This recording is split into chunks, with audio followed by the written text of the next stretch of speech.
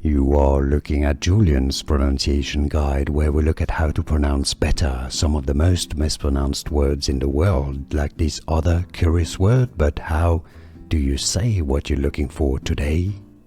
Let's learn how to pronounce this word correctly. Yes, it's a word originally from Italian, but obviously it's been adopted in English, appeared in New York in the US. So there are different pronunciations in Italian.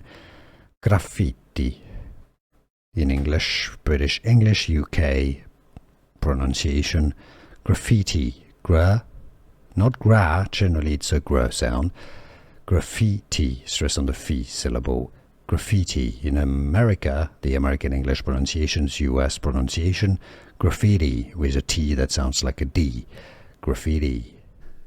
Here are more videos on how to pronounce more confusing words and names too many mispronounced. Like this video if you found it useful. I appreciate your support. I'll see you soon and thanks for watching.